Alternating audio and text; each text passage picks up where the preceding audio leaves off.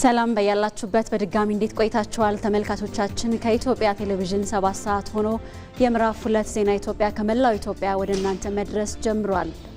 ኔሮዛ መኮንን ባልደረባዬ ነጻነት ፍቅሩ አብረናችሁ እስከ 8 ሰዓት ድረስ እንዘልቃለን። በሁለት ምዕራፎች ዜና ኢትዮጵያችን ተከፋፍሎ ወደ እናንተ እየደረሰ ነው የሚገኘው። ትኩስ የሆኑ የሀገር ውስጥና የውጭ መረጃዎችንም ይዘንላችኋል። አበይት ጉዳዮቻችንን እንንገራችሁ።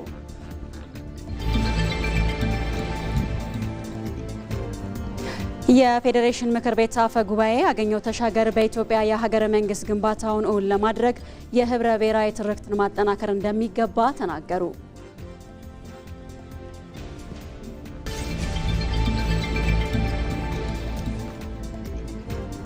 የአዲስ አበባ ከተማ ከንቲባ አዳነች አቤቤ በአዲስ አበባ በአገልግሎት አሰጣጥ ስር ነቀል ለውጥ ለማምጣት በቁርጠኝነት የተሰራ መሆኑን ገለጹ።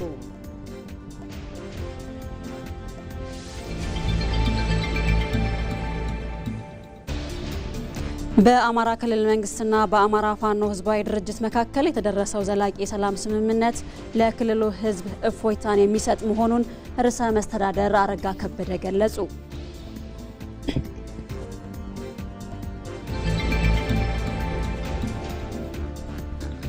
የኢትዮጵያ የባህር በር የማግኘት ብሔራዊ ጥያቄ ረፍት የነሳት ግብጽ ቀጠናው እንዳይረጋጋ ወደ መስራት መሸጋገሯ ተገለጸ።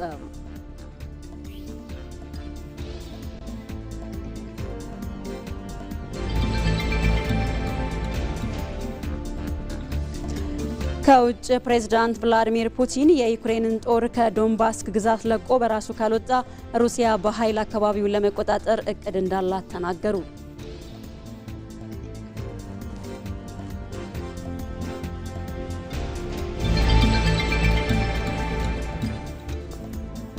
ከስፖርት ከመረጥላችሁ ጉዳይ በ14ኛ ሳምንት የእንግሊዝ ፕሪሚየር ሊግ የመጨረሻ ጨዋታ ማንቸስተር ዩናይትድ በኦልድ ትራፎርድ ዌስትሃምን ገጥሞ ነጥብ ጥሏል።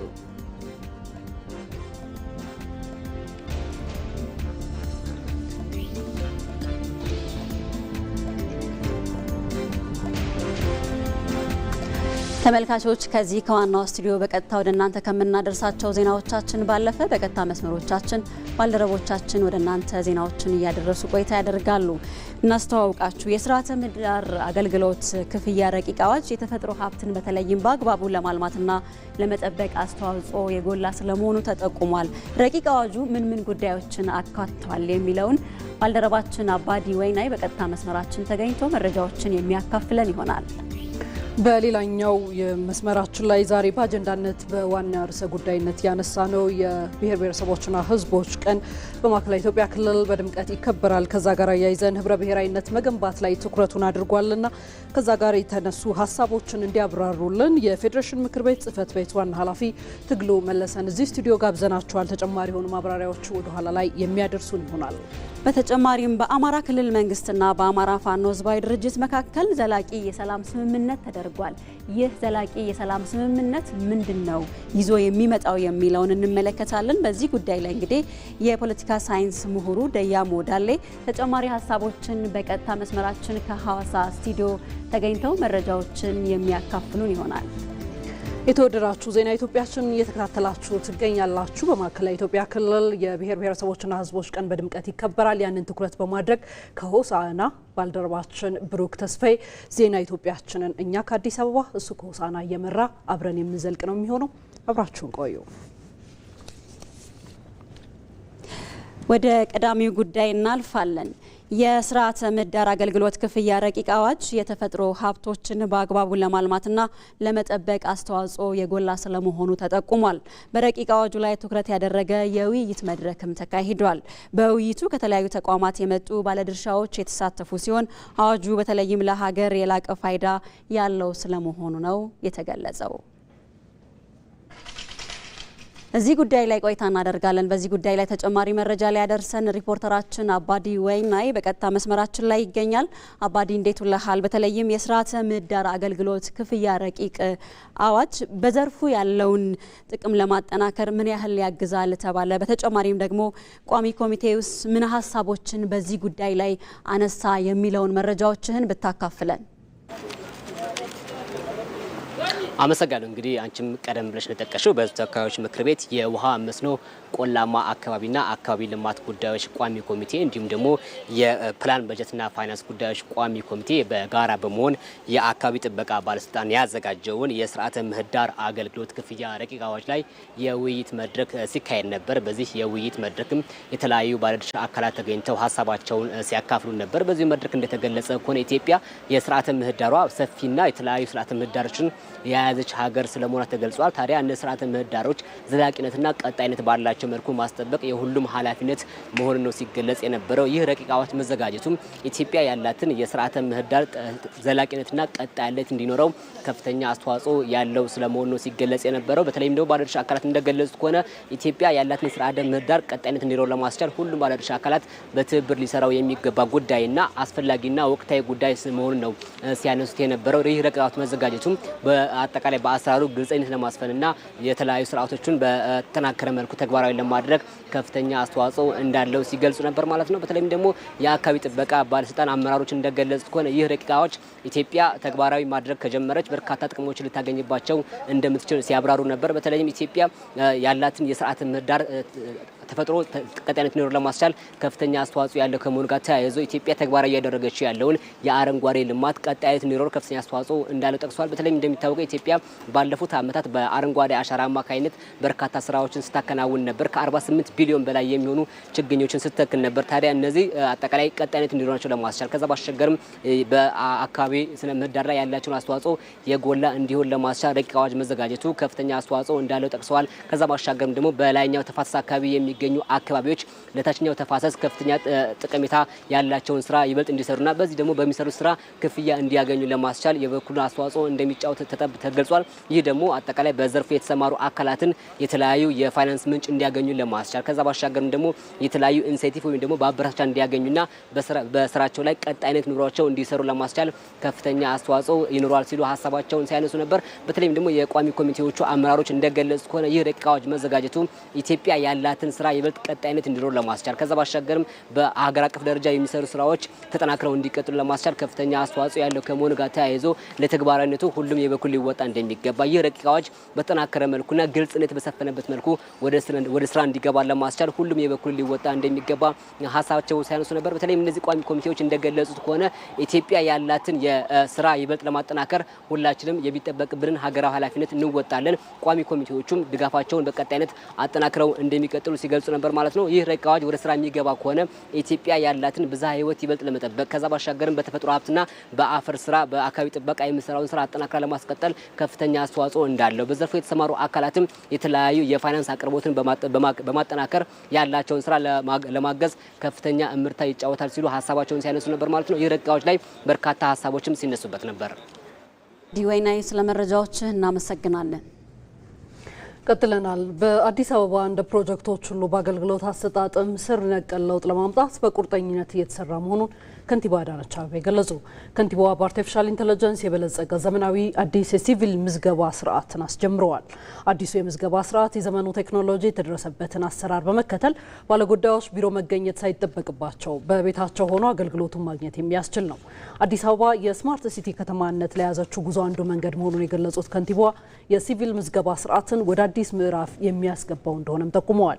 በከተማዋ ስራን የሚያዘምንና ለውሳኔ አሰጣጥ ሂደት ትልቅ እገዛ የሚያደርጉ በቴክኖሎጂ በመታገዝ የተለያዩ ስራዎች እየተተገበሩ መሆናቸውንም ከንቲባ አዳነች አቤቤ ተናግረዋል።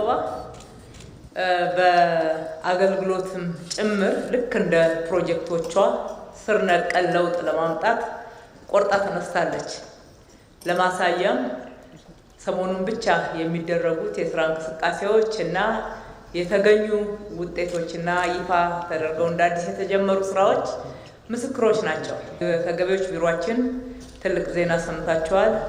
ከኢንፎርሜሽን ደህንነት ኤጀንሲ ጋር ሆነን ግብር ቁጥጥር ሊያደርጉ የሚሰማሩ ሰራተኞቻችን በደረታቸው የዩኒፎርም ላይ የተገጠመ የሴኩሪቲ ካሜራ ይዘው እንዲንቀሳቀሱ የማድረግ የድምጽም የምስልም ሁሉም እንቅስቃሴ የሚቀረጽበትና እሱን መነሻ በማድረግ ውሳኔዎችን ለመወሰን የሚያስችል እንዲሁም የግብር ከፋዮቻችን ቅሬታ ለመመለስ የሚያስችለን ስራ ጀምረን ነበር። ከ3 ቀን በኋላ ዛሬ ደግሞ እዚህ ይዘንላችሁ የመጣነው የሲቪል ምዝገባና የነዋሪዎች አገልግሎት ስራን እጅግ በጣም የሚያዘምን ለሌሎች ውሳኔዎቻችንም ደግሞ መሰረት የሚሆነን አዲስ ቴክኖሎጂ ነው።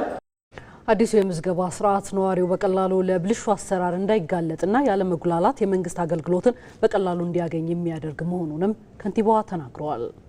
የከተማችንን ነዋሪዎች ፈጣን፣ ቀልጣፋ፣ ፍትሃዊ የመንግስት አገልግሎትን እንዲያገኙ የማድረግና ግልጽነትና ተጠያቂነት የሰፈነበት ስርዓትን ለማጠናከር በትልቅ ትኩረት እየሰራን ያለንበትን አዲስ የቴክኖሎጂ ስርዓት ዛሬ ይፋ አድርገናል። ይህም ተቋማትን በዘላቂነት ለመገንባት በዲጂታል ቴክኖሎጂ በመታገዝ ተገልጋዮች ለእንግልት እንዳይዳረጉ፣ ለብልሹ አሰራር እንዳይጋለጡ፣ ውጤታማና ፈጣን የመንግስት አገልግሎት እንዲያገኙ ልዩ ትኩረት ተደርጎ የተሰራ ስራ ውጤት ነው።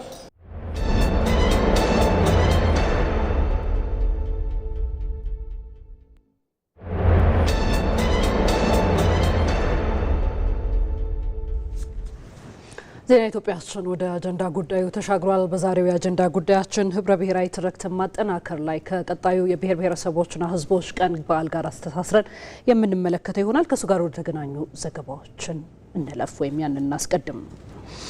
የፌዴሬሽን ምክር ቤት አፈ ጉባኤ አቶ አገኘሁ ተሻገር በኢትዮጵያ የሀገረ መንግስት ግንባታን ለማድረግ የህብረ ብሔራዊ ትርክትን ማጠናከር እንደሚገባ ተናገሩ። ዘንድሮ የሚከበረው የብሔር ብሔረሰቦችና ህዝቦች ቀን ኢትዮጵያ በመደመር እሳቤ ብልጽግናዋን ለማረጋገጥ ዘርፈ ብዙ ስራዎችን እየሰራች ባለችበት ጊዜ መሆኑ ልዩ ያደርገዋል ብለዋል። ነጻነት ፍቅሩ ተጨማሪውን ይዛለች። የፌዴሬሽን ምክር ቤት ዋና አፈ ጉባኤ አቶ አገኘሁ ተሻገር ስለ ጊዜዎት አመሰግናለሁ። እኔም አመሰግናለሁ። ባለፉት 19 ዓመታት የኢትዮጵያ ብሔር ብሔረሰቦችና ህዝቦች ቀን በተለያዩ ዝግጅቶች ሲከበር ቆይቷል። ምን ውጤት አመጣ? የተለያዩ ኩነቶች በማካሄድ በሀገረ መንግስት ውስጥ ብሔራዊ መግባባት እንዲፈጠር ከምናደርግባቸው አንዱ መንገድ ይሄ ነው። ይሄ ኢትዮጵያ የብሔሮች ብሔረሰቦችና የህዝቦች ሀገር መሆኗን መግባባት ለመፍጠር አንዱ ማሳያ መንገድ ይሄ ነው። አንዱ ይሄ ነው። ሁለተኛ በዓሉን በተቻለ መጠን በተለያዩ ክልሎች እየተዘዋወረ ስለሚከበር በዓሉ በሚከበርባቸው ክልሎች አንደኛ የመሰረተ ልማት ግንባታ እንዲስፋፋ ተደርጓል። ለምሳሌ ዘንድሮ አሁን በዓሉን የምናከብረው በማዕከላዊ ኢትዮጵያ በሆሳና ነው። በማዕከላዊ ኢትዮጵያ በሚገኙ 7ቱ ክላስተሮች ትልልቅ የመሰረተ ልማት ስራ እየሰራ ነው። ከተሞች ላይ ስታዲየም እየሰራ ነው። የኮሪደር ልማት ጋር አስተሳስሮ የከተሞች መሰረተ ልማት እየተሰራ ነው ያለው። ሆቴሎች እየተገነቡ ነው ያሉት። በዓሉ በሚከበርበት አካባቢ ኢንቨስትመንት በተቻለ መጠን እየተስፋፋ የመጣበት ሁኔታ ነው ያለው። የዘንድሮ መሪ ቃል ዲሞክራሲያዊ መግባባት ለህብረ ብሔራዊ አንድነት የሚል ነውና የዚህ ቃል ሳቤ ምንድን ነው? እንግዲህ እዚህ ጋር መሪ ቃሉ ላይ ሲሆን ዲሞክራሲ አለበት፣ መግባባት አለበት፣ ህብረ ብሔራዊ አንድነት አለበት። ህብረ ብሔራዊ አንድነት በሁሉም በዓሎቻችን ማዕከል ነው፣ ዋነኛ ፖይንት ነው፣ ማዕከላዊ ነጥብ ነው። ህብረ ብሔራዊ አንድነት ኢትዮጵያ የብዙ ማንነቶችና የህብር አገር ነች። ኢትዮጵያ የሆኑ ጥቂት ህዝቦች አገር አይደለችም። መጀመሪያ ይህን ማመን ነው፣ ይህን ደጋግሞ መግለጽ ነው፣ ይህን ደጋግሞ መናገር ነው። አንደኛው ይሄ በዓል የሚከበረው ብሔራዊ ምክክሩ በሚካሄድበት ዋዜማ ላይ። ይሄ ብቻ አይደለም፣ በዚህ ዓመት ምርጫ እናካሄዳለን። 7ኛው ሀገራዊ ምርጫ የሚካሄድበት ዓመት ነው። ይህ ዓመት የኢትዮጵያ ብሔር ብሔረሰቦች አሻራ የሆነው ታላቁ ህዳሴ ግድብ የተመረቀበት ዓመት ነው። በተመረቀ ማግስት የሚከበር በዓል ስለሆነ መሪ ቃሉ እነዚህን ሁሉ ያጠቃላል። የዘንድሮ በዓል በአጠቃላይ 2018 ለኢትዮጵያ የተለየ ዓመት ነው።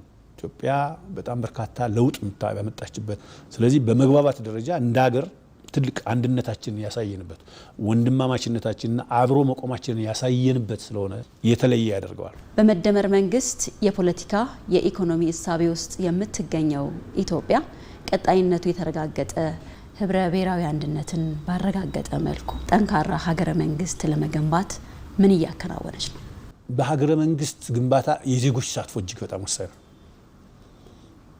በተለይም ደግሞ የህብረ ብሔራዊነት ትርክት ግንባታ እጅግ በጣም ወሳኝ ነው። እኔ ብቻ በሚል አስተሳሰብ ኢትዮጵያ መገንባት አይቻልም። የሀገረ መንግስት ግንባታውም ሊሳካ አይችልም። በመሰረት ተቋማት የሚገነቡት ህብረ ብሔራዊ የኢትዮጵያን አንድነት ሲያረጋግጡ ነው። ህብረ ብሔራዊ አንድነታችን ያልተቀበሉ ተቋማት ግንባታ ትርጉም የለውም። ስለሆነም መንግስት የጸና ሀገረ መንግስት ግንባታ በኢትዮጵያ ብሔር ብሔረሰቦች እና ህዝቦች እኩልነት በህብረ ብሔራዊ አንድነታችን ላይ የተመሰረተ መሆን መቻል አለበት ማለት። ስለዚህ የሀገረ መንግስት ግንባታችን መነሻውም መዳረሻውም ቅኝቱም ህብረ ብሔራዊነትና እኩልነት ነው የሚሆነው ማለት ነው። የፌዴሬሽን ምክር ቤት ዋና አፈ ጉባኤ አቶ አገኘሁ ተሻገር ስለ ጊዜው አመሰግናለሁ። እጅግ በጣም አመሰግናለሁ። እዚህ ጉዳይ ላይ ቆይታ እናደርጋለን። ተጨማሪ ሀሳቦችን ለማንሳት እንግዳ ጋብዘናል። እንግዳችን ቀደም ሲል እንዳስተዋወቅናችሁ አቶ ትግሉ መለሰ የፌዴሬሽን ምክር ቤት ጽሕፈት ቤት ኃላፊ ናቸው። አቶ ትግሉ ስለመጡ እናመሰግናለን። እኔም አመሰግናለሁ። መልካም፣ ጥያቄያችንን እናስቀድም። የብሔር ብሔረሰብ ቀን በየዓመቱ ይከበራልና ላለፉት 19 ዓመታትም ሲከበር ቆይቷል። ዘንድሮ 20ኛው የብሔር ብሔረሰቦች ቀንም በማዕከላዊ ኢትዮጵያ ክልል ሆሳና ይከበራል። ምናልባት ጠንካራ ህብረ ብሔራዊነትን ለመፍጠር ያለው አስተዋጽኦ ምንድነው ማለት እንችላለን? እንግዲህ የኢትዮጵያ ብሔሮች ብሔረሰቦችና ህዝቦች በዓል የሚከበርበትን መሰረታዊ ምክንያት ማንሳት ተገቢ ነው የሚሆነው። ዋና ምክንያቱ ኢትዮጵያ የብዙ ብሔሮች ብሔረሰቦችና ህዝቦች ሀገር ናት። የብዙ ቀለማት የብዙ ሀሳቦች ሀገር ናት። የብዙ ባህል ያላት፣ የብዙ ቋንቋ ያላት፣ ፍላጎት ያላት ሀገር ናት። እንግዲህ ከዚህ ጋር ተያይዞ የኢትዮጵያ ህገ መንግስታችን በሚጸድቅበት ጊዜ ትልቁን ታሪካዊ ጥፋት ያደረገበት ብለን የምናስበው በእኛ ሀገር ውስጥ የነበረው የብዝሃነት አያያዝ በተመለከተ በብዝሃነት አያያዝ ትርክትም የብዝሃነት አያያዝ መብት ጥበቃም የመብቶች ዋስትና ከመስጠት ጋር ተያይዞ ህገ መንግስቱ ትልቅ ስራ የሰራ ህገ መንግስት ነው ብለን እንወስዳለን። በዚህ ህገ መንግስት ትልቁ መሰረታዊ ነገር ምንድነው? ብዝሃነታችን ተከብሮ የሚገነባ ሀገራዊ አንድነት፣ ብዝሃነታችን ተከብሮ የሚገነባ ሀገረ መንግስት መሰረት የጣለበት ነው። በዚህ መነሻነት በዓሉ በየዓመቱ የተለያዩ መሪ ቃሎችን በመቅረጽ ይከበራል። አሁን ስናከብርም እንግዲህ ሁሉም ብሔር ብሔረሰቦች በተለይ ማጠቃለያው ፕሮግራም ላይ በአደባባይ ላይ በስቴዲየሞች ላይ ሰፊ ቦታዎች ላይ ተገናኝተን ብዝሃነቶቻችንን በትክክል በጎላ ሁኔታ የምናሳይበት እነዚህ ብዝሃነቶች ደግሞ በጋራ ደግሞ አብረን የምናከብርበት ከመሆኑ ጋር ተያይዞ ኢትዮጵያ ብሔሮች ብሔረሰቦችና ህዝቦች ባለንበት ቦታ ሁሉ ብዝሃ ፍላጎቶች፣ ቋንቋ፣ ባህል፣ እሴቶች ቢኖሩንም በጋራ ደግሞ በመቆም ሀገራዊ አንድነትን የመገንባት ስራ መሰረት አድርገን እንወስዳለን። እለቱ እንግዲህ ሲከበር በተለይ አሰባሳቢ የሆነ ትርክትን ለመፍጠር ከዛም ባሻገር ደግሞ አካታች የሆነ ስርዓትን በመገንባት ረገድ ምን ሚና ይኖረዋል ተብሎ ነው የሚታሰበው? እንግዲህ ቀደም ለማንሳት እንደሞከርኩኝ እንደዚህ የምንሰበሰብበት ምክንያት አንዱ ብዝሃነታችን ማሳየት ነው። በብዝሃነት ደግሞ አንድ ላይ መቆም እንደምንችል ሀገራዊ አንድነት በዚህ ሂደት የሚገነባ ሀገራዊ አንድነት እንደሆነ ነው። ኢትዮጵያ ውስጥ የሚገነባው ሀገረ መንግስት ግንባታ፣ ኢትዮጵያ ውስጥ የምንተገብረው ፌዴራል ስርዓታችን በዋናነት ሀገረ መንግስት አንድነትን ጠንካራ ሀገራዊ መግባባት መፍጠር የምንችለው ብዝሃነቶችን በሚገባ በመጠበቅ እና በዚህ መሀል ደግሞ ብዝሃነትና አንድነትን ደግሞ ሀገራዊ አንድነትን በምናስጠብቅበት ሂደት ውስጥ ሁለቱንም ማዕከል በማድረግ ሚዛናዊነቱን በጠበቀ ሁኔታ በመስራት በመሆኑ እንግዲህ ትልቅ ሀገራዊ ትርክት የጋራ የአብሮነት የአንድነት ትርክት ከመገንባት አንጻር በጣም ትልቅ ፋይዳ ይኖረዋል የሚል እምነት አለ። አቶ ትግሉ መለሰ የፌዴሬሽን ምክር ቤት ጽሕፈት ቤት ኃላፊ፣ ስለ ጊዜዎት እናመሰግናለን። እኔም አመሰግናለሁ። መልካም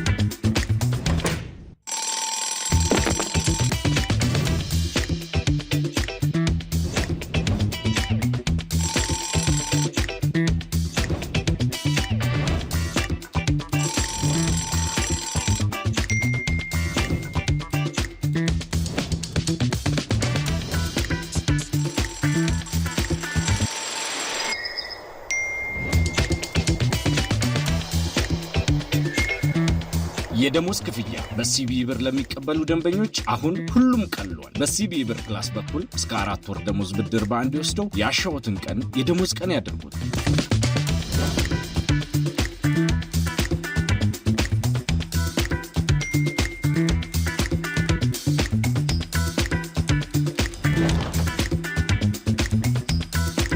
የኢትዮጵያ ንግድ ባንክ ሁሌም የሚተማመኑበት ባንክ።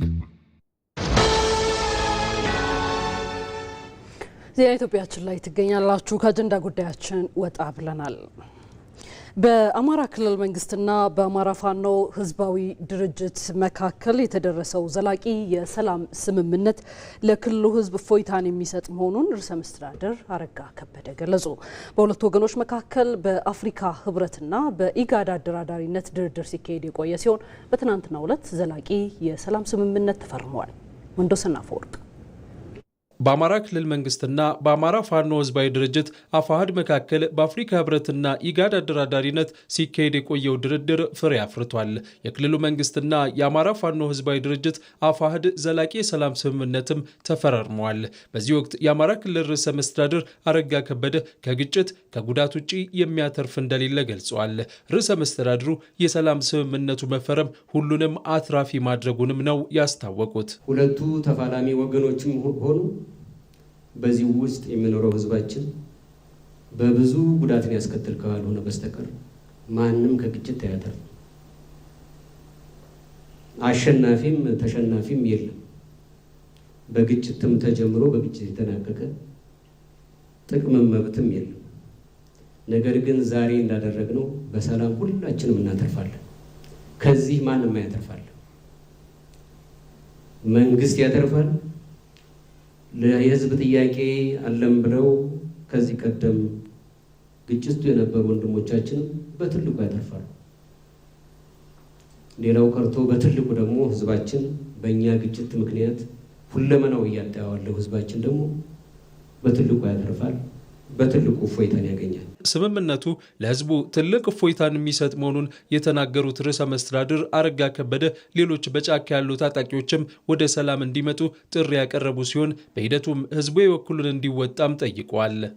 ዛሬ የጀመርነው የሰላም ውይይት እና ድርድር እና ዛሬ የተፈራረምነው ለህዝባችን ትልቅ እፎይታ የሚሰጥ ችግሩን በሰላማዊ መንገድ መንግስት ወደ ሰፊ ሆኖ ይፍታ ይጋብዝ ጥሪ ያድርግ በሚል በተደጋጋሚ በየመድረኮቻችን ህዝባችን ነግሮናል፣ መክሮናል። እኛም ይህንኑ ምክር ተቀብለን የመጀመሪያውን እርምጃ ወስደናል። በድርድርና በውይይት ችግሮቻችንን መፍታት አለብን የሚሉ ወንድሞቻችን መጥተው በዝርዝር በአማራ ክልል ውስጥ በኢትዮጵያ ውስጥ መፈታት ያለባቸው ችግሮች ላይ ዝርዝር ውይይት አድርገናል። ስለዚህ ይህንኑ መሰረት በማድረግ በሌሎችም አካላት ላይ ይህንኑ ሀሳብ ይህንኑ አካሄድ እንዲመርጡ ህዝባችን የራሱ የማይተካ ሚና እንዲያበረክት በዚህ አጋጣሚ ጥሪ ለማስተላለፍ እፈልጋለሁ። የአማራ ፋኖ ህዝባዊ ድርጅት አፋሕድን ወክለው ዘላቂ የሰላም ስምምነቱን የፈረሙት ካፒቴን ማስረሻ ሰጤ የግጭት መቋጫው ውይይት መሆኑን በመግለጽ ሌሎች የታጠቁ ኃይሎችም ወደ ሰላማዊ መንገድ እንዲመጡ ጥሪ አቅርበዋል። በጦርነት ተጀምሮ በጦርነት ያለቀ ታሪክ የለም። አፍተር ዋር ዜር መስት ቢ ፒስ ፕሮሰስ። ውጊያው ቢቀጥል ከዚህ በላይ ህዝባችን መሸከም አይችልም። ኢትዮጵያ እንድትበታተን ከሚፈልጉ ኃይሎች ጋር የሚደረግ ግንኙነት አጥፊነት እንጂ የህዝብ ጥያቄም እንዳልሆነና በዚያ መንገድም የህዝብ ጥያቄ መመለስ እንደማይችል ተረድተው በሌላ መንገድ ያሉ በተለያዩ የኢትዮጵያ አካባቢ ያሉ ትጥቅ አንስተው የሚንቀሳቀሱ ወገኖች ይህንን ፈለግ በመከተል ወደ ውይይት መጥተው በጠረጴዛ ዙሪያ ችግሮቻቸውን ተነጋግረው እንዲፈቱ ጥሪ እያቀረብኩ ለተደረገው ስምምነትና ንግግር እና ይህንን ፋሲሊቴት ላደረጋችሁ በሙሉ የከበረ ሰላምታዬን አቀርባለሁ። አመሰግናለሁ። በአማራ ክልል መንግስትና የአማራ ፋኖ ህዝባዊ ድርጅት አፋሕድ መካከል ዘላቂ የሰላም ስምምነት እንዲደረስ ሲያደራድሩ የቆዩት አፍሪካ ህብረትና ኢጋድ በከፍተኛ አመራሮቻቸው በኩልም በመድረኩ መልእክት አስተላልፈዋል። የአፍሪካ ህብረት ኮሚሽን ምክትል ሊቀመንበር አምባሳደር ሰልማ ማሊካ አዳዲ ስምምነቱ ሌሎችንም ወደ ውይይት እንዲመጡ የሚያደርግ ነው ብለውታል። This peace agreement is a starting point. ይህ የሰላም ስምምነት በአማራ ክልል አስተማማኝ ሰላም እንዲፈጠር የድርሻቸውን መወጣት ለሚሹ ሌሎች ታጣቂዎችም በር የሚከፍት ነው። ሌሎች ወንድምና እህቶችም ለንግግርና ውይይት በራቸውን እንዲከፍቱ ውይይታቸውንም እንዲቀጥሉ ማበረታታት ፈልጋለሁ። የኢጋድ ምክትል ዋና ጸሐፊ መሐመድ አብዲ ዋሬ በበኩላቸው እንዳሉት የሰላምና የውይይትን መንገድ መምረጥ ጀግንነት ነው። This is very historic and very courageous. ይህ ታሪካዊና ጀግንነት የተሞላበት ነው። ስለ ጀግንነት ስናወራ ከውጊያ ጋር እናያይዘዋለን። ወንድምና እህቶቼ አንድ ነገር ልንገራችሁ። እጅግ ከባዱ ጀግንነት ለሰላም የሚደረገው ነው።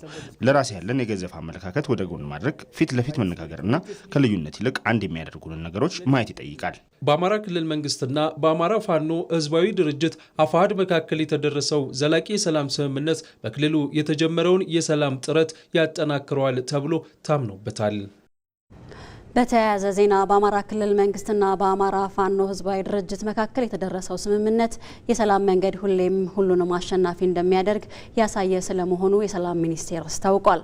መንግስት ለገጠሙት ችግሮች ውይይትና ንግግርን ብቻ አማራጭ መንገድ በማድረግ በቁርጠኝነት ሲሰራ መቆየቱን አሳይቷል ብሏል። በማህበራዊ ትስስር ገጹ የሰላም ሚኒስቴር ባወጣው መግለጫ የቀድሞ የኃይል አማራጭን ተጠቅመው ሲንቀሳቀሱ የነበሩ ኃይሎች ይህንን የሰላም አማራጭ በመምረጥ ወደ ሰላማዊ መንገድ ሲመጡ መንግስት ከግማሽ ርቀት በላይ በመሄድ ቁርጠኝነቱን ማሳየቱንም ገልጿል።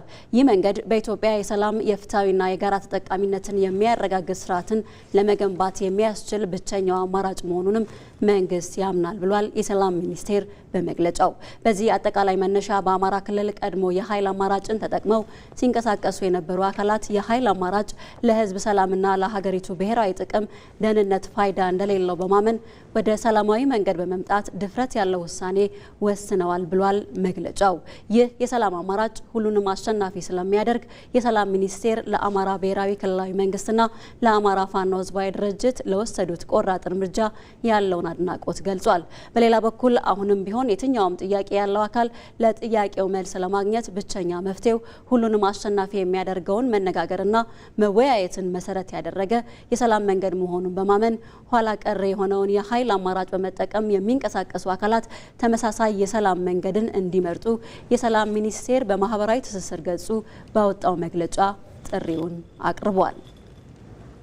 እዚህ ርዕሰ ጉዳይ ላይ ቆይታ እናደርጋለን። የተወደዳችሁ በአማራ ክልል መንግስትና በአማራ ፋኖ ህዝባዊ ድርጅት መካከል በተፈረመው ዘላቂ የሰላም ስምምነት ዙሪያ ተጨማሪ የሆኑ ሀሳቦችን ለመጋራት ቀደም ሲል እንዳስተዋወቅናችሁ እንግዳ ጋብዘናል። እንግዳችን ከግሎባል ፒስ ባንክ መሰረታዊ ያልሆነ ድርጅት የሰላም ግንባታና ማስፋፊያ ዳይሬክተር እንዲሁም የፖለቲካ ምሁር የሆኑት ደያ ሞዳሌ ናቸው። ከሐዋሳ ስቱዲዮአችን በቀጥታ መስመራችን ላይ አግኝተናቸዋል። እጅግ አድርገን እናመሰግናለን። እንግዳችን ማብራሪያ ሊሰጡን እንደ ሁልጊዜ ስለወደዱ ማለት ነው። እንግዲህ ቀደም ሲል የተወሰኑ ዘገባዎችን ከዚህ ጋር የተያያዙ አስተላልፈናል፣ ተከታትለውታል ብለን እናስባለንና የተደረሰው ስምምነት ዘላቂ የሆነ ሰላም ለማምጣት የሚደረገውን እንደ ሀገር እየተደረገ ያለውን እንቅስቃሴ ከማገዝ አኳያ ምን ፋይዳ ይኖረዋል የሚለውን እናንሳ። አመሰግናለሁ እድል ስለሰጣችሁኝ ለዚህ ርዕስ። መጀመሪያ ደረጃ እኔ ይህን ዜና ስሰማ በጣም ነው የእርካታ ስሜት የተሰማኝ። ያው ሂደት ነው መጀመሩ ራሱ ትልቅ ነገር ነው። ዋናው ይሄ መነሻ ይሁን እንጂ ችግሮቻችንን፣ ልዩነቶቻችንን፣ የሀሳብ ልዩነት፣ የጥቅም ግጭት፣ የእሴት ግጭት ሲኖር በውይይት መፍታት ይቻላል የሚል አስተሳሰብ ላይ መድረስ ይህንን ወደ ባህል ማዞር ትልቅ መርታ ነው። ባህል ነው ወደ ባህል ማዞር ነው። በዜናው ላይ አስተያየት በጉዳዩ ላይ የሰጡት የኢጋዱ ምክትል ኃላፊ እንደጠቀሱት የሰላምን አማራጭ መከተል የጀግንነት ተግባር መሆኑን መቀበል መጀመራችንንም የሚያሳይ ነው። በዜናው ላይ ያው ርዕሰ መስተዳድሩ አሉ እንደተባለው የክልሉ ርዕሰ መስተዳድር የስምምነቱ ለአማራ ክልል ህዝብ እፎይታን የሚሰጥ ነው ማለታቸው እኔ ለኢትዮጵያ ህዝብ እፎይታን የሚሰጥ ነው ብለን ነው የምናየው። አማራ ክልል ላይ የሚካሄድ ምንም አይነት ግጭት መላው ኢትዮጵያን ነው የሚያሳስበው። አማራን ብቻ አይደለም፣ ሳይኮሎጂካል ብቻ አይደለም፣ ኢትዮጵያን ተንቀሳቅሰው የሚኖሩበት ነው። በጣም ግዙፍ ክልል ነው። ስለዚህ እዛ ክልል ያሉ ልዩነቶች፣ የተከሰቱ ልዩነቶች በሰላማዊ መንገድ መፍታት ይቻላል በሚል ጨክኖ ደፍሮ ወደ ድርድር መምጣትን እንደ ልዩ ሁኔታ ነው የምናየውና እንደ ባህል እንደ እምነት ሌሎች ይከተሉታል ብለን እናምናለን። ይሄ ደግሞ የባህል ለውጥ ሲመጣ አመለካከታችን ስንለውጥ እንደ መርታ መታየት ነው ያለበት። ያው የውይይቱ ተሳታፊዎች በሁለቱም ጎራ ያሉት ሌሎችም ይህን አርአያ ይከተሉ የሚል ነው። አካታች እንዲሆን ነው የምንፈልገው።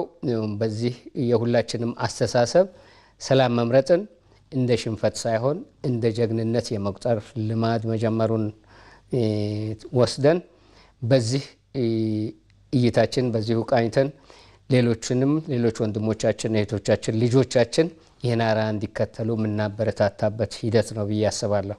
መልካም። ምናልባት አጠር አድርገው እንዲያነሱልን በተለይ ከዚህ የሰላም ስምምነት መነሻ ጋር ተያይዞ ሌሎች ትጥቅ አንግበው የሚንቀሳቀሱ አካላት ወደ ሰላም እንዲመጡ ምን መደረግ አለበት ይላሉ? እንግዲህ መጀመሪያው ቅድም እንደተነገረው መንግስት የሰላም መንገዱን በጣም ክፍትና ወደ ሰፊ በሆነ ሁኔታ ማስተናገድ ነው። ወደ ሰላም ለሚመጡት በአክብሮት ማስተናገድ ነው። በጣም ሰፊ የሆነ ሁኔታ ወደ ሰላም የገቡትን ደግሞ በደንብ ማስተናገድ፣ ወደ ኑሯቸው ወደ ሰላማዊ ህይወታቸው የሚመለሱበትን መንገድ ማመቻቸት፣ ፍረጃን ማቆም ይፈልጋል። በህዝብ በኩል በጣም ማስተዋል ያለብን ነገር አለ። በጦርነት ወቅት የሚጎዱ ሰዎች አሉ። በአካል እዛ አካባቢ ያለው ህዝብ በጣም ይጎዳል፣ ይሞታል፣ አካሉ ይጎላል። ያ ሁሉ ምሬት አለ። ነገር ግን ያን ሁሉ ምሬት ከተጠያቂነት ብለን ችክ ብንል ሰላም አይመጣም። ስለዚህ ይቅርታ በመደራረግ ወደ የሰላሙን መንገድ ማመቻቸት፣ እይታችን የማመቻቸት ከህዝቡ ይጠበቃል። ከታጣቂዎች ደግሞ ያነሱት ነገር ለዛ ያበቃቸው ነገር በተሻለ ሁኔታ ሊሳካ የሚችለው በውይይት ሌላውን ህዝብ በማሳተፍ ለሌላውንም ህዝብ በማሳመን በሰላማዊ መንገድና በድርድር መሆኑን ተቀብለው ወደ ሰላም መምጣታቸው የሚያስከብራቸው እንጂ በፈሪነት በካህዲነት የሚያስፈርጃቸው አለመሆኑን እንዲቀበሉ ማድረግ ነው። ሶስተኛው ሌሎቻችን ማድረግ ያለብን ልክ አሁን ኢጋድ፣ አፍሪካ ህብረት እንዳደረጉት ሌሎቻችንም ሁሉ ያንን ጉዳይ ሰላም የታጣበትን የአማራ ክልል አካባቢና ሌላውንም አካባቢ በሙሉ የጋራ ጉዳያችን አድርገን በየቀኑ የሰላምን አማራጭነት እንደ ጀግንነትም እንደ ሞራላዊ እሴትም መስበክና ማስፋፋት አለብን ማለት ነው። ከፍረጃዎች፣ ከስድቦች ከመሳሰሉ ለሰላም ማይመቹ አቀራረቦች አንደበትን ጨምሮ በመግታት ወደ ወዳጅነት ወደ ወንድማማችነት የሚመጣበትን መንገድ በሚዲያችንም በሁሉም መንገድ ማመቻቸት ያስፈልጋል የሚል ሀሳብ አለኝ።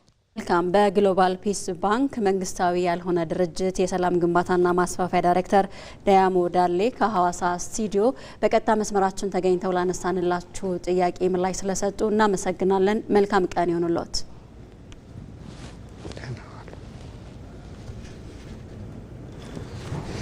ዘገባዎቻችን ቀጥለዋል። የተወደዳችሁ የኢትዮጵያ ብሮድካስቲንግ ኮርፖሬሽን በአፍሪካ ሚዲያ ሽልማት እውቅና ማግኘቱ ለአፍሪካዊነት ንቅናቄ ላበረከተው አስተዋጽኦ እውቅና የሰጠ መሆኑ ተገለጸ። ለመጀመሪያ ጊዜ በተካሄደው የአፍሪካ ሚዲያ ሽልማት ኢቢሲና የኢቢሲ ጋዜጠኛ መታሰቢያ ደረጀ በተወዳደሩበት ምድብ አሸናፊ ሆነዋል። ይህ ትልቅ ብስራት ነው። ለእኛም ብቻ ሳይሆን ለተወደዳችሁ ተመልካቾቻችንም ከኛ ጋር ለነበራችሁባቸውና ስደግፉን ለቆያችሁበትም ትልቅ ምላሽ የሰጠ ነው። ይህንን ርዕሰ ጉዳይ በተመለከተ ታዲያ ባየ ሙላት ተጨማሪ ዘገባ ያደርሰናል። የአፍሪካ የነጻነት ቀንዲልና የፓን አፍሪካኒዝም እምብርት የሆነችው ኢትዮጵያ ስለ አፍሪካ አንድነት እድገትና ተስፋ የሚነግሩ ምርጥ ዘገባዎችን የሰሩ ጋዜጠኞች የተሸለሙበትን የመጀመሪያውን የአፍሪካ ሚዲያ ሽልማትን አስተናግዳለች። ትልቁ የአፍሪካ ሚዲያ ሽልማት ከ40 ሀገራት የተውጣጡ ከ800 በላይ የሚዲያ ባለሙያዎችን በ11 ዘርፎች አወዳድሮ ትናንት በአዲስ አበባ በሸለመበት መድረክ የኢትዮጵያ ብሮድካስቲንግ ኮርፖሬሽን ጋዜጠኛ መታሰቢያ ደረጀ በልዩ ምድብ ሽልማት አሸናፊ ሆናለች። A special category award. The winner is Metasebia Dereje Abate and Binyam Erojima, CEO of Ethiopian Broadcasting Corporation. Nations against the forces of much stronger colonial powers, a narrative of undefeatable colonizers. A history must be valued and cherished, and thus this report does a great job at preserving the legacy. ጋዜጠኛ መታሰቢያ ደረጀ ኢትዮጵያ ለፓን አፍሪካኒዝም እድገት ያበረከተችውን አስተዋጽኦ የተመለከተ ዘገባዋ ለአሸናፊነት እንዳበቃት ገልጻለች። እኔ የተወዳደርኩበት ካቴጎሪ ወይም ደግሞ ዘርፍ ስፔሻል ካቴጎሪ ነው የሚባለው።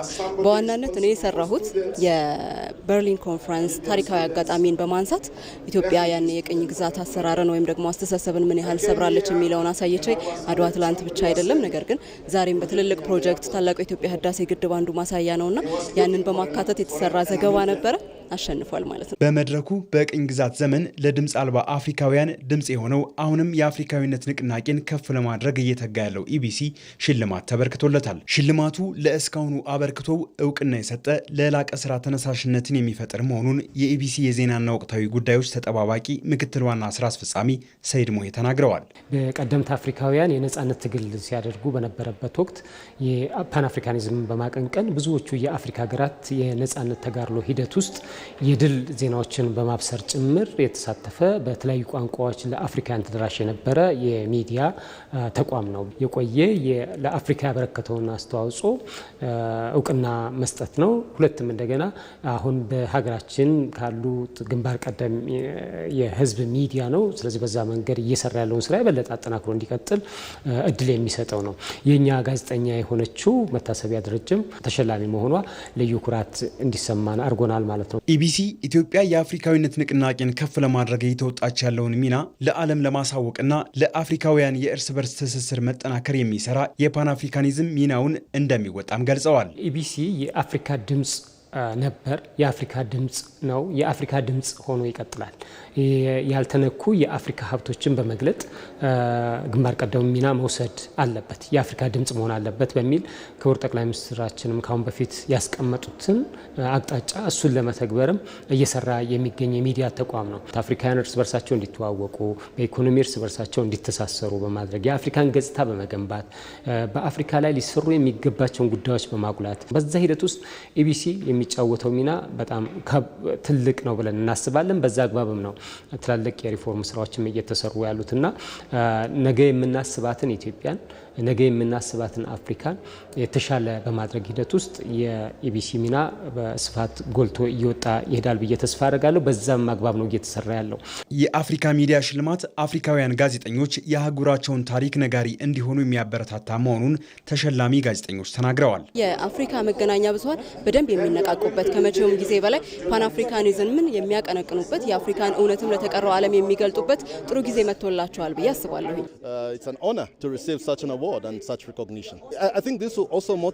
እንደዚህ ያለ ትልቅ ሽልማትና እውቅና መቀበል ትልቅ ክብር ነው። የአፍሪካ ጋዜጠኞችና መገናኛ ብዙኃንን የተሻለ እንድንሰራ ያበረታታል። የአፍሪካውያን ታሪክ በአፍሪካውያን እንዲናገር ትልቅ ተነሳሽነት የሚፈጥር ነው።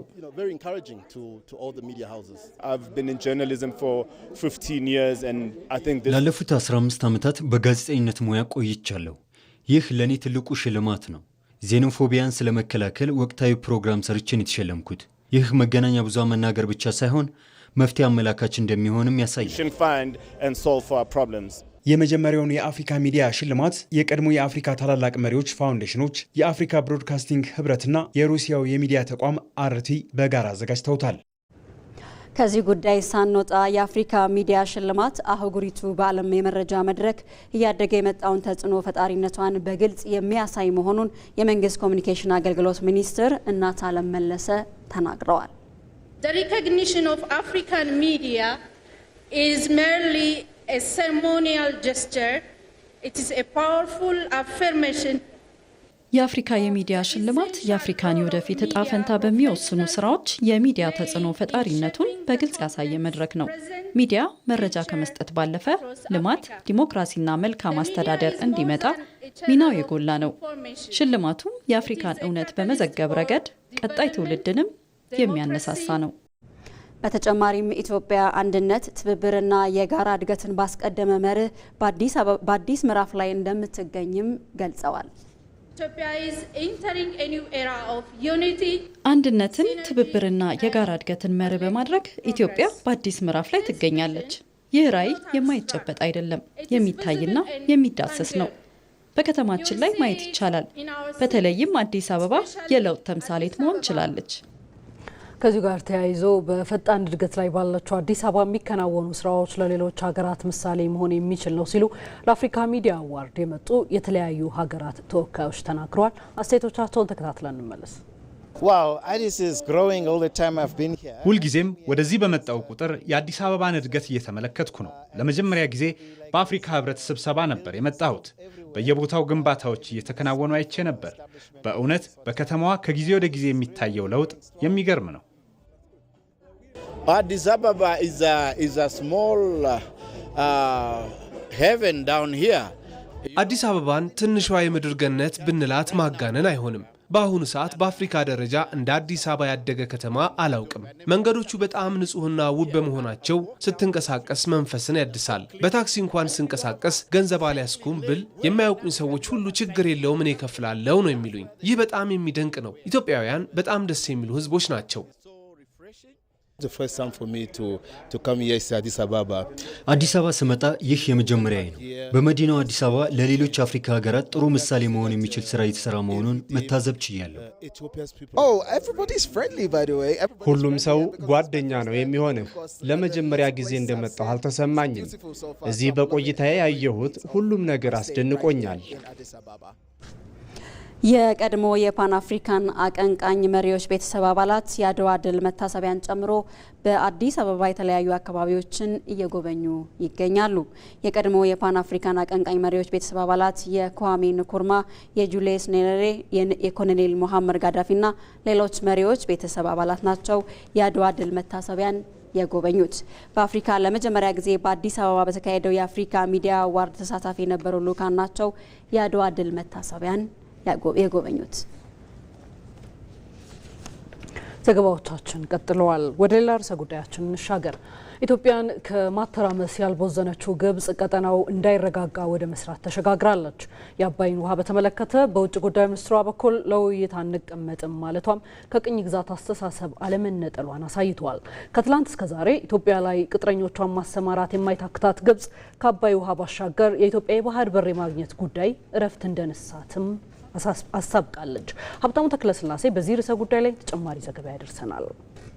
የቀደመ የከረመ አቋማቸውን ደግመውታል። በቅኝ ግዛት ዳፋ የተተበተበ የዘወትር ልፈፋቸውን አስተጋብተውታል። ወትሮም ለንግግር ተቀምጠው ፍትህ ውል ብሏቸው የማያውቁ ነውረኞች ዛሬም በዚያው በተቸነከሩበት መደብ መቀመጣቸውን እወቁልን ብለዋል። 86 በመቶ የሚሆነው የናይል ተፋሰስ ውሃ ከኢትዮጵያ ጉያ ፈልቆ ሳለ ሀገሬው መጠማቱ በብርሃን እጦት መደፈቁ ጠፍቷቸው አይደለም። ግድቡ ከጎርፍ ተከላክሎ አይደለም ለአንዲት ኢትዮጵያ ለቀጠናዊ ድህነት ሰንኮፍ መንቀያ አብሮ የመልማት በረከት መሆኑንም አተውት አይደለም። የትኛውም የዓለም አቀፍ ሕግ ኢትዮጵያን ብርሃን አይገባሽም እንደማይል ተሰውሮባቸው አይደለም። ይልቁኑ ከጨለማ ወጥታ የበለጸገች ወደ ቀደመ ኃያልነቷ የተመለሰች ኢትዮጵያን ያለማየት የህይወት ዘመን ቅዠታቸው ነውና አላስተኛቸውም። የግብጽ የውጭ ጉዳይ ሚኒስትር በሰሞኑ ማብራሪያቸው አንነጋገርም 13 እርባና ቢስ የውይይት ዓመታት ነበሩን ሲሉ ጠረጴዛዎቹን ረግጠው አጀንዳዎቹን አራክሰው በራስ ወዳድነትና ማናለብኝነት ገፍተው መውጣታቸውን ረስተውታል። ኢትዮጵያማ በጋራ እንጠቀም በጋራ እንልማ ነበር ያለችው።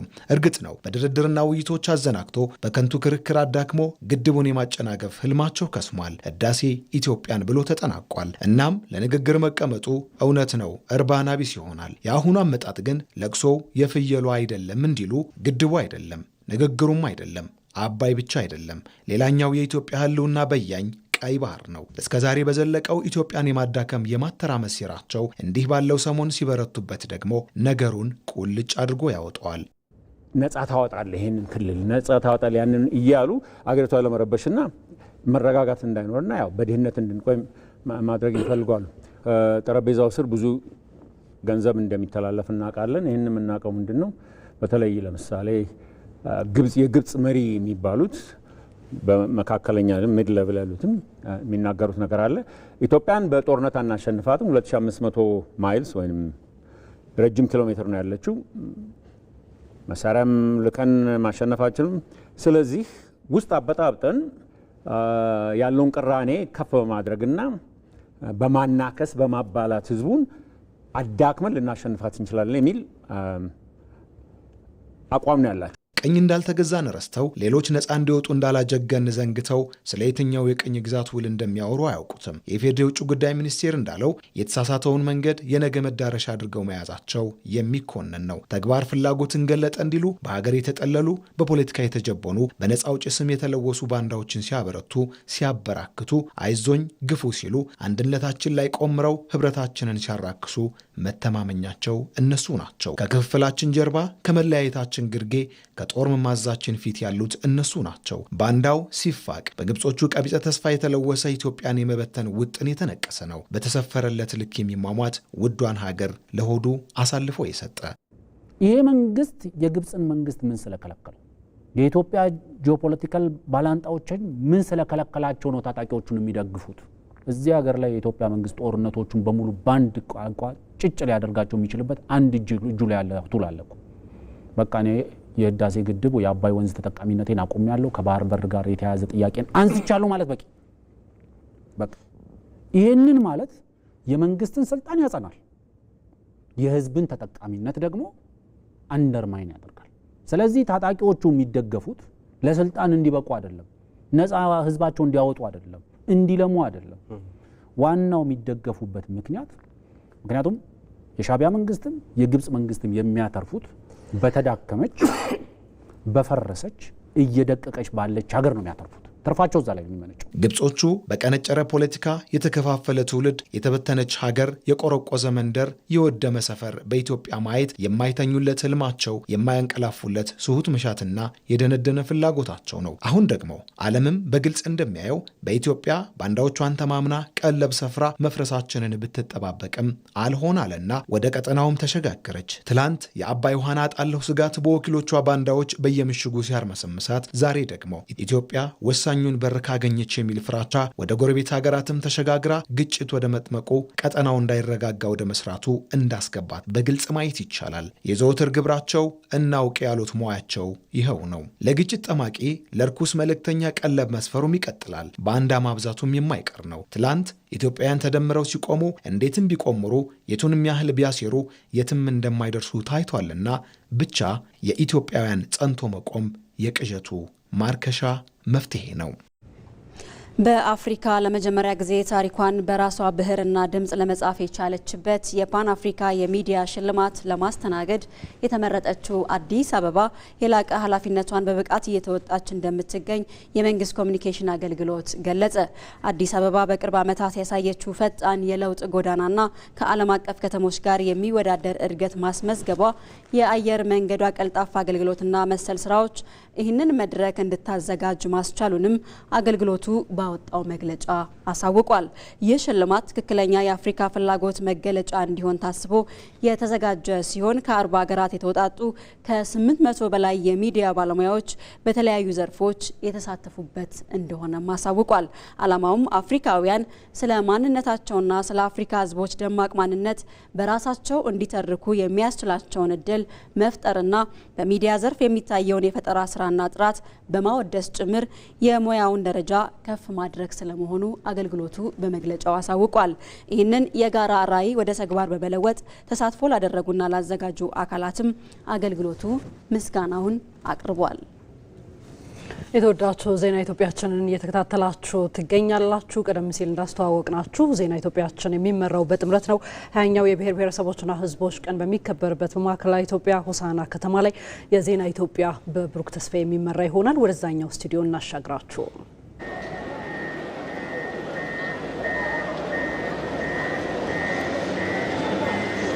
አመሰግናለሁ ሮዛና ነጻነት። ከዚህ 20ኛው የኢትዮጵያ ብሔር ብሔረሰቦችና ሕዝቦች ቀን ዲሞክራሲያዊ መግባባት ለህብረ ብሔራዊ አንድነት በሚል መሪ ሀሳብ የሚከበረውን ይህንን በዓል አስመልክቶ ኢቢሲ ከሆሳዕና እዚህ ኮሎኔል በዛብህ አደባባይ አጠገብ ካለው ጊዜያዊ ስቱዲዮ ዜናዎችን በቀጥታ ወደ እናንተ የምናደርስ ይሆናል። ብሩክ ተስፋዬ ዜናዎቹን እየመራው አብሬያችሁ ቆያለሁኝ። ወደ ቀዳሚው ዜና እናልፋለን። ህብረ ብሔራዊ አንድነትን የሚያጎለብተው የብሔር ብሔረሰቦች ቀን ሲከበር የተጀመሩ የልማትና የእድገት ጉዞን በማስቀጠል ሊሆን እንደሚገባ ተገለጸ። ከሚለያዩ ነገሮች ይልቅ አንድ የሚያደርጉ ጉዳዮች ላይ በትኩረት በማድረግ የኢትዮጵያን የእድገት ግስጋሴ ማስቀጠልም ይገባልም ተብሏል። በዚሁ ጉዳይ ላይ ሰናይት ብርሃኔ ተከታዩን ዘገባ አሰናድታለች። ባህል፣ እሴትና ታሪክ የአንድ ሀገር መገለጫ መልኮች ናቸው። በኢትዮጵያዊነት ውስጥ ዘመን በተሻገረው ብዝሃነት ደግሞ ኢትዮጵያ መገለጫዎቿ በጠንካራ ማንነት ላይ የተመሰረተ ባህልና ታሪኳ ናቸው። እነዚህን ሀብቶቿን ከምትገልጽበት ኢትዮጵያ ከምትገዝፍበት ቀኗ አንዱ ደግሞ የብሔር ብሔረሰቦችና ሕዝቦች ቀን ነው። የብሔር ብሔረሰቦችን ቀን ማክበር ማለት የሰዎችን ማክበር ማለት ነው። የሰዎችን ቋንቋ፣ የሰዎችን ባህል፣ የሰዎችን እምነት። አሁን እኛ እንደዚህ የተለያዩ ብሔሮች ሰዎች ሲመጡ ሁሉም አንዱ ለአንዱ ደጋፊና አጋዥ ነው እና እንዳይገፋፉ፣ እንዲዋደዱ፣ የበለጠ እንዲቀራርቡ ይሄ ትልቅ ተስፋ የሚሰጥ ነገር ስለሆነ ሁሉም እና በዚህ መሳተፍና ሁሉም የኔ ነው ሊለው ይገባል። አንጸባራቂ ድል የምናስመዘግብበት ህዝባችን ጋር በጋራ ተመካክረን ተወያይተን አንዱ የበላይ አንዱ በታች ሳይሆን እያንዳንዱ አንድ እኩልነት ያለ አገር ያለን መሆናችን በተግባር የምናሳይበት መሆኑን የሚያሳየን መስተዋት ማለት ነው። ብሔር ብሔረሰብ በጣም ደስ ይላል። የሁሉም አለባበሳቸው የተለያየ ቋንቋ ነው የሚለያየው እንጂ ሁሉም ኢትዮጵያ ውስጥ ያሉ ብሔር ብሔረሰቦች ናቸው። ስለዚህ ሁላችንም የአንድ ኢትዮጵያ ልጆች ነን። ኢትዮጵያ አሁን የነገ ህልሟን በሁሉም መስክ እውን ለማድረግ የማንሰራራት ጉዞ የጀመረችበትና ውጤት እያስመዘገበችበት ያለችበት ጊዜ ላይ ትገኛለች። ለዚህ ደግሞ ህብረ ብሔራዊ አንድነት የሚጎላበት የብሔር ብሔረሰቦች ቀን ሲከበር የተጀመረውን የእድገት ጉዞ ማስቀጠል በሚያስችል መልኩ መሆን እንዳለበት ይነሳል። አገር ልማትን እያሰብን መሆን አለበት። ለአገር እድገት እያሰብን መሆን አለበት። ዝም ብለን አይደለም የምናከብረው፣ ዝም ብለን ለመጨፈር አይደለም እንዳለፈው ጊዜ። ዛሬ የምናከብረው ሀገራችን ያለችበትን አሁን ከፍታ አለ። ያንን ከፍታ እንዴት ነው ማስቀጠል የምንችለው? ህዝብ እንደ ህዝብ ሪሊ ሰላሙን ጠብቆ ልማቱን ማስቀጠል የሚችለው አንድ ሲሆን ነው። አንድ ለመሆን ደግሞ የሀገር ፍቅር ያስፈልጋል። የብሔር ብሔረሰቦች ቀን ሲከበር ፋይዳው ብዙ ነው። ፋይዳውን ደግሞ ኢትዮጵያን ህዝብ፣ የኢትዮጵያን እድገት፣ የኢትዮጵያን ብልጽግና፣ የኢትዮጵያን ከፍታ በሚያጎላና በሚያሳድግ መልኩ እንድንረዳው ስራው ለኛ ነው ማለት ነው። 20ኛው የብሔር ብሔረሰቦች ቀን ዲሞክራሲያዊ መግባባት ለህብረ ብሔራዊ አንድነት በሚል መሪ ቃል የኢትዮጵያን የማንሰራራት ጉዞ በሚያጎላ መልኩ እየተከበረ ይገኛል። ኢትዮጵያ ህብረ ብሔራዊ አንድነት የተረጋገጠባት ሀገር እንድትሆን አንዱ የሌላውን ባህል፣ ወግና ማንነት ማወቅና መጠቀም እንዲሁም ማክበር ይኖርበታል። ባለፉት የለውጥ ዓመታትም ህብረ ብሔራዊ አንድነት እንዲጠናከር፣ ህብራዊ ማንነቶች እንዲታወቁ በትኩረት መሰራቱም ይገለጻል። አስማረ ብርሃኑ ተጨማሪ ዘገባ አለው። ኢትዮጵያ የተለያዩ ብሔር ብሔረሰቦች ያሉባት፣ እነዚህም የበዙ ባህል፣ ወግ፣ ቋንቋና ማንነት ያሏቸው መሆኑ ህብረ ብሔራዊ ያደርጋታል። እናም ኢትዮጵያውያን እነዚህ ህብራዊ የሚያደርጓቸው የማንነት የሃይማኖትና መሰል ልዩነቶች ቢኖሯቸውም የጠነከረ አንድነታቸው ግን በሚያጋጥሙ ብሔራዊ ፈተናዎችም ሆነ ሀገራዊ ጉዳዮች ተፈትኖ የታየ ለሌሎችም ምሳሌ የሆነ እውቅናም የተሰጠው መሆኑ ይታወቃል። ለኢትዮጵያ ህብረ ብሔራዊ አንድነት ኢትዮጵያውያን ህብራዊም አንድም ናቸው ከሚለው ጀምሮ እውቅና መስጠት እንደሚገባም ይነሳል። በነገራችን ላይ ህብረ ብሔራዊ አንድነትን መጀመሪያ እውቅና ከመስጠት ነው የምንጀምረው። እውቅና መስጠት ማለት ነው ኢትዮጵያውያን ህብራዊም ናቸው አንድም ናቸው ብለን ከመቀበል ነው። ይሄን መቀበል አለብን። ይሄንን የምንቀበለው ስለሚጠቅመን እንዳይመስልህ፣ እውነት ስለሆነ ነው። በቃ ይሄ እውነት ነው። ወዲያና ወዲህ የማንልበት እውነት ነው። የኢትዮጵያን ህብረ ብሔራዊ አንድነት ኢትዮጵያውያን ህብር ናቸው። የጾታ ህብር አላቸው፣ የሃይማኖት ህብር አላቸው፣ የባህል ወይም የቋንቋ ህብር አላቸው፣ የእድሜ ህብር አላቸው። የሚያስተሳሰራቸው ደግሞ ብዙ ነገር አለ። ለምሳሌ አንዱ ቋንቋ ውስጥ ሌላ አለ። ነገር ግን ኢትዮጵያውያን አንድ የሚያደርጓቸው የጋራ ማንነትና ታሪኮቻቸው የበዙ ቢሆንም ታሪክን በቅጡ ካለመረዳትና ለጥፋት ዓላማ ለመጠቀምም ነጠላ ትርክት ላይ መሰራቱ ዋጋ ሲያስከፍል ቆይቷል። ታሪካችን በቅጡ ያለመረዳትና አጠቃላይ ደግሞ ታሪክን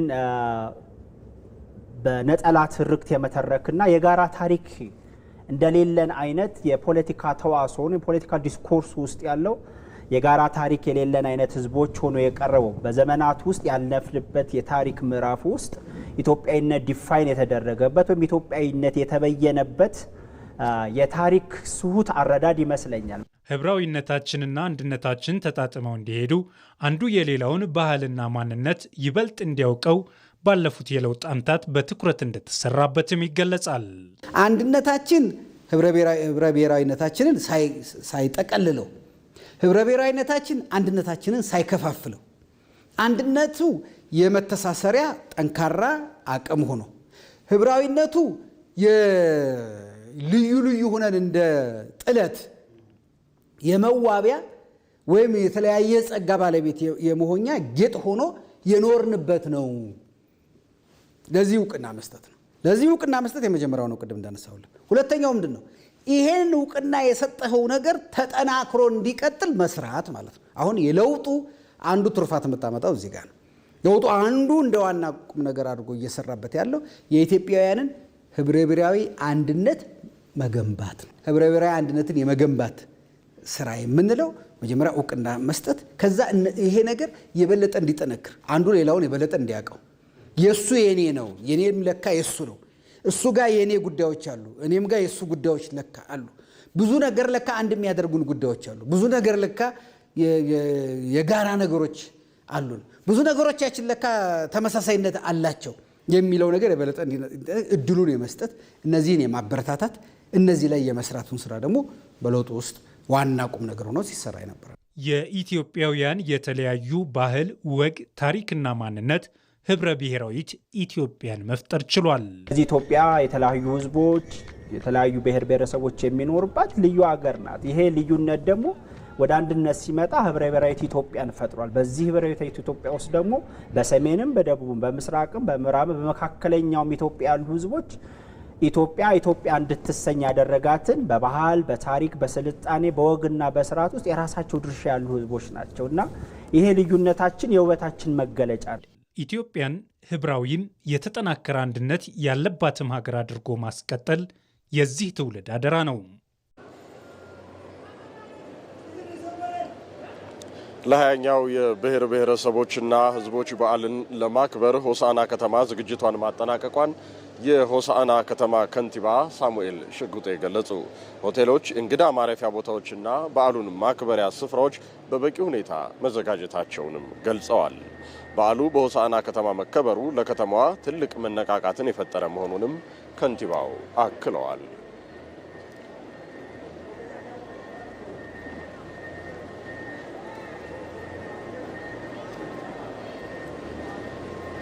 በዚሁ ጉዳይ ላይ ተጨማሪ ማብራሪያ ልትሰጠን ሪፖርተራችን መስከረም ቸርነት በቀጥታ መስመራችን ላይ ትገኛለች። መስከረም፣ እስኪ በከተማዋ ላይ ባደረግሽው ቅኝት ሆሳዕና እንግዶችን ለመቀበል ያደረገችው ዝግጅት ምን ይመስል ነበር? በዓሉስ እዚህ መከበሩ ለከተማዋ ምን አበርክቶችን ይዞላት ይመጣል? አመሰግናለሁ ብሩክ። ሆሳዕና ከተማ የብሔር ብሔረሰቦችና ህዝቦች ቀንን እንግዲህ ለማክበር እንግዶቿን ለመቀበል በዝግጅት ላይ እንደሆነች ይታወቃል። ቀደም ሲል አንተን በመግቢያ ላይ እየገለጽከው እንደነበረው እንግዲህ ከተማዋ ለአንድ ዓመት ያህል በሚሆን ጊዜ የብሔር ብሔረሰቦች ቀንን በደማቅ ሁኔታ ለማክበር በዝግጅት ላይ እንደነበረች ከከተማዋ ከንቲባ ሳሙኤል ሽጉጤ ጋር በነበረኝ ቆይታ መረዳት ችያለሁ ማለት ነው። በተለይ ደግሞ እንግዲህ ሆቴሎች፣ የተለያዩ ማረፊያ ቦታዎች፣ በዓሉ የሚከበርበት የተለያዩ ቦታዎች ቦታዎች ስታዲየሞችን እንግዲህ የማዘጋጀት ስራዎች ሲሰራ መቆየቱን ነው የገለጹት። በተለይ ደግሞ ሆሳና ከተማ ይህንን የ20ኛውን የብሔር ብሔረሰቦች በዓልን እንደምታከበር ከታወቀበት ጊዜ ጀምሮ የነበሩ ሆቴሎች የደረጃቸውን የማሻሻል ስራዎች ሲሰሩ እንደነበረ እንዲሁም ደግሞ አዳዲስ ሆቴሎችም እንግዲህ የተሰሩ የነበሩ በጊዜ እንዲጠናቀቁ የማድረግ ስታዲየሙ እንዲሁም ደግሞ የሀዲያ ዘመን መለወጫ የሀዲያ ብሔር ዘመን መለወጫ በዓል ማክበሪያ የነበረ ስፍራን የማስዋብ ስራዎች ሲሰሩ እንደነበረ ቆይቷል። በተለይ ደግሞ ከተማዋ እንግዲህ የብሔር ብሔረሰቦች ቀን ከማክበሯ ጋር ተያይዞ በፌዴራል መንግስት እንዲሁም በክልሉ መንግስት አጠቃላይ ካሉ የህብረተሰብ ክፍል ጋር በመተባበር እንግዲህ ከፍተኛ በጀት በቢሊዮን የሚቆጠሩ በጀት እንዲንቀሳቀስበት ያደረገ እንደሆነም ነው ከንቲባው የነገሩን። የከተማውን እንግዲህ በተለያዩ መንገዶችን ከማመቻቸት የውስጥ ለውስጥ የአስፋልትን ከማዘጋጀትና እንግዲህ በተለይ በፌዴራል መንግስትም ተጀምረው የነበሩ የ10 እና 5 ኪሎ ሜትር መንገዶችም በጊዜው እንዲጠናቀቁ በማድረግ ረገድ በርካታ ስራዎች መሰራታቸው ገልጸዋል። አሁን እንግዲህ ከተማዋ በዛሬ ጀምሮ እንግዶች ወደዚህ ነው የሚገቡት ማለት ነው። ወደ ሆሳና ከተማ መግባት የጀመሩበት ጊዜ ላይ ነው የምንገኘው።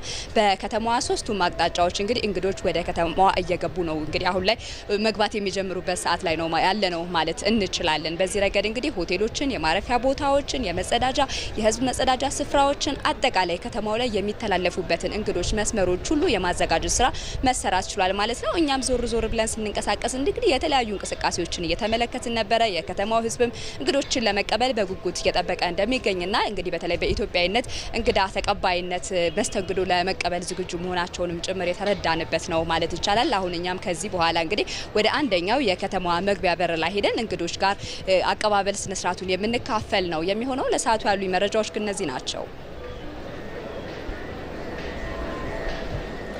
መስከረም ለመረጃዎችሽ አመሰግናለሁ።